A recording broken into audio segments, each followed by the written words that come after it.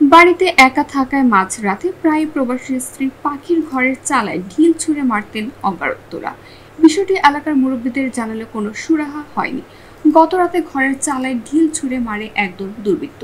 এ সময় চিৎকার করে ওই গৃহবধূ। পরে পাখির ৪ বছরের ছেলে আইজান ঘরের দরজা খুললে ভেতরে প্রবেশ করে দুর্বৃত্তরা।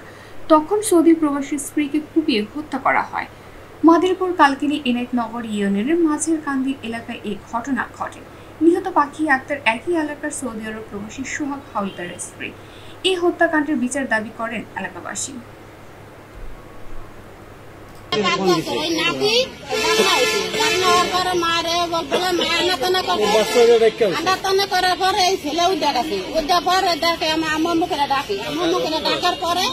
পরে আছে দেখে আম্মুর এমন রক্ত বেরিয়ে দেখে আম্মু তোমার রক্ত বেরিয়ে আম্মু তোমার রক্ত বেরিয়ে সবকাতে কেউ কইতে পারে আমার নাতি রক্ত বেড়ে রক্ত পৌঁছে আর আম্মু রক্ত একে বাবা আমার একটু পানি দাও।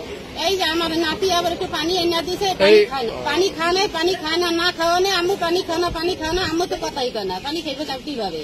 পরে কান্দাকাটি করে না আমার নাতির লেগে আবার একটা পরিচিত আছে মাথা ঠেকা আমার বউ লেয়া এগুলো ছেলের লেয়া নাতি লেয়া আর পাশের বাড়ি একজন ছেলে আছে হেরেলে মাথা ঠেকায় হেবে তো প্রাইভেট করে তাই হেবে তা ঠেকা আছে মান লাগে গেছে এসে সেই বাড়িতে যাইয়া দরজা টাকাইয়া হ্যাঁ জাগনা করাইছে জাগনা করে বাবা তুমি এনাইছো কি ব্যাপার বা আমার আম্মু মায় মরিয়া গেছে আমার আম্মু মরিয়া গেছে হুইনা হেরা অদ্বারে উঠে আইয়া ঠিকই দেয় মরা।